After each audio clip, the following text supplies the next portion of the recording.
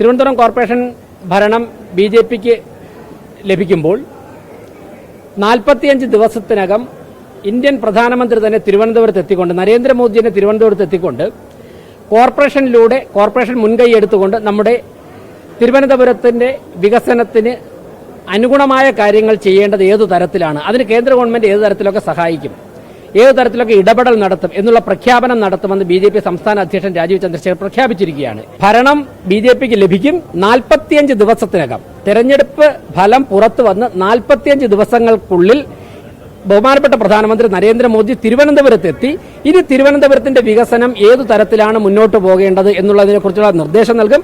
കേന്ദ്ര ഗവൺമെന്റ് സഹായം ഉണ്ടാകും. അതിനനുസരിച്ച് 2030 ആകുമ്പോഴേക്കും തിരുവനന്തപുരം ഇന്ത്യയിലെ ഏറ്റവും മികച്ച നഗരമാക്കി മാറ്റും. അല്ല, പാർട്ടിയുടെ ഘടകങ്ങളിലൊന്നും തന്നെ അത്തരത്തിലുള്ള ചർച്ചകൾ നടത്താനുള്ള സമയമായിട്ടില്ല. നിങ്ങൾ മാധ്യമങ്ങൾ പലതരത്തിലുള്ള ചർച്ചകൾ നടത്തുന്നുണ്ട്.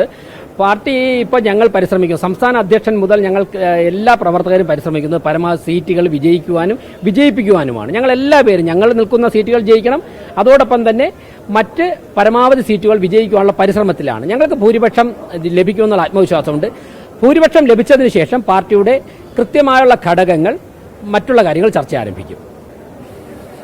പാർട്ടിയുടെ, ഞാൻ പറഞ്ഞല്ലോ, 2 പ്രധാനമന്ത്രിമാർ, ഒന്നിൽ കൂടുതൽ രാഷ്ട്രപതിമാർ, ഉപരാഷ്ട്രപതിമാർ, അവരുടെ സ്ഥാനാർത്ഥിത്വം, നിരവധി മുഖ്യമന്ത്രിമാർ, 100 കണക്കിന് MLA-മാർ, 100 കണക്കിന് MP-മാർ, മന്ത്രിമാർ, മുനിസിപ്പൽ ചെയർമാൻമാർ, മേയർമാർ, ഇവരെയൊക്കെ തന്നെ വിജയകരമായ പ്രോസസ്സിലൂടെ നിശ്ചയിച്ച് വിജയകരമായി അവർ പ്രവർത്തിച്ച് മുന്നേറുന്ന പാർട്ടിയാണ് ബി.ജെ.പി. ആ പാർട്ടിക്ക് സ്വാഭാവികമായിട്ടും ഉത്തമമായ കരങ്ങളിൽ തന്നെ ഭരണമേൽപ്പിക്കുവാൻ തരത്തിലുള്ള ഒരു മെക്കാനിസമുണ്ട്. ആ മെക്കാനിസം കൃത്യമായ സമയത്ത് ഇടപെടും. തെരുവുനായ്ക്കളുടെ ശല്യം 1 വർഷം കൊണ്ട് ഞങ്ങൾ പരിഹരിക്കുമെന്ന് പറഞ്ഞപ്പോഴേക്കും വലിയ സ്വീകാര്യത. ആ ഒരൊറ്റ പ്രഖ്യാപനത്തിലൂടെ തന്നെ ഓരോ വാർഡിലും ബി.ജെ.പിയുടെ ഭൂരിപക്ഷം വർദ്ധിക്കുന്ന സാഹചര്യമാണുള്ളത്.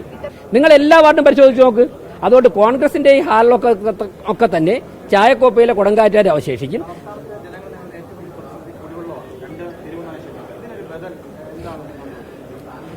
അതായത് തെരുവുനായ് ശല്യത്തിന് ഞാൻ കഴിഞ്ഞ ദിവസം ഞങ്ങളുടെ സ്ഥാനാർത്ഥി സംഗമത്തിൽ സംസാരിച്ചപ്പോഴേക്കും പറഞ്ഞു, ഞങ്ങൾ തെരുവുനായ് ശല്യം പരിഹരിക്കാൻ മുന്നോട്ട് വയ്ക്കുന്നത് കോർപ്പറേഷന്റെ കൈവശം തന്നെ നിരവധി സ്ഥലത്ത് പ്രോപ്പർട്ടി, വസ്തു ഒഴിഞ്ഞുകിടപ്പുണ്ട്. അതായത് 2 ഏക്കർ 5 ഏക്കറൊക്കെ സ്ഥലങ്ങൾ ഒഴിഞ്ഞുകിടപ്പുണ്ട്.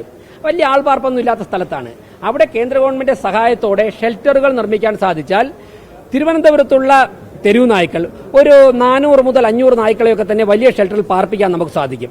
അവിടെ വെറ്റിനറി ഡോക്ടറിന്റെ സാന്നിധ്യം ലഭ്യമാക്കിക്കൊണ്ട് ക്യാമറയൊക്കെ ഫിറ്റ് ചെയ്ത് അവർക്ക് കൃത്യമായിട്ട് ഭക്ഷണം കൊടുത്താൽ ഒരു 10 ഷെൽട്ടർ നമുക്ക് പല ഭാഗത്തായിട്ട് നിർമ്മിക്കാൻ സാധിച്ച് വന്ധ്യംകരണം നടത്തി ആൺനായ്ക്കളെയും പെൺനായ്ക്കളെയും പ്രത്യേകം പാർപ്പിച്ചു കഴിഞ്ഞാൽ ഒരു കൃത്യമായിട്ടൊരു 5 മുതൽ 7 വർഷം കൊണ്ട് നമുക്ക് തെരുവുനായ് ശല്യം ഇല്ലാതാക്കാൻ സാധിക്കും. അപ്പോൾ അവയുടെ ജീവനും അപകടവും സംഭവിക്കുകയില്ല, അവയെ കൊണ്ടുള്ള ശല്യം നാട്ടുകാർക്കും ഉണ്ടാവുകയില്ല.